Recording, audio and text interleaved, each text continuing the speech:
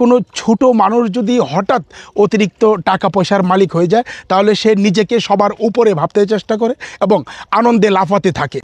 এক রাজ্যে এক রাজা ছিলেন। রাজা তার দরবারের কাজ শেষ করে যখন হাত মুখ ধোয়ার জন্য যায় তখন তার হাতের হীরের আংটিটা খুলে পড়ে যায়।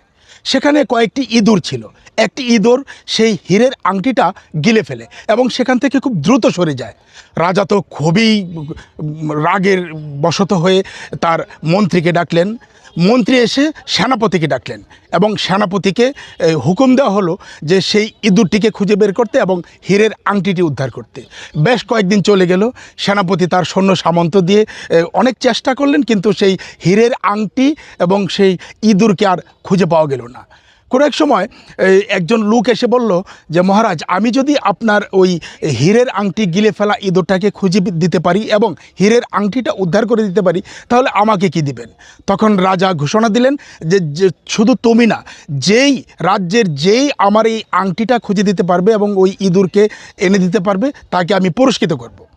সে ব্যক্তি খুব মনের আনন্দে যেখানে ইঁদুররা থাকে সেখানে গেলেন এবং গিয়ে দেখলেন যে অনেক ইঁদুর একসাথে বসে গল্পগুজব করছেন। একটা ইঁদুর পাশে রাখা একটি ইটের উপরে একা একা একেবারে কেমন জানি আনন্দে লাফাচ্ছে। তো ওই লোক বললেন যে ওই যে ইঁদুরটা ইটের উপরে যে ইঁদুরটা দাঁড়িয়েছে তাকে ধরে নিয়ে আসুন, আপনার আংটিটা সেই ইঁদুর গিলে ফেলেছে। রাজা তখন তার যে সৈন্য সামন্ত সবাইকে দিয়ে জাল বিছিয়ে বেশ কয়েকটা ইঁদুরকে ধরলেন এবং টার্গেট করে ইটের উপরে দাঁড়িয়ে লাফালাফি করছিল যে ইঁদুরটা, সেই ইঁদুরটাকে ধরে আনলেন। যথারীতি সেই ইঁদুরটার পেট চিরে সেই হীরের আংটিটা পাওয়া গেল।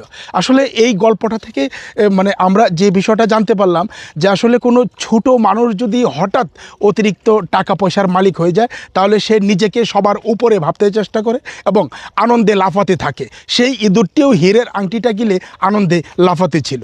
এখান থেকে এই শিক্ষাটাই আমরা নিলাম।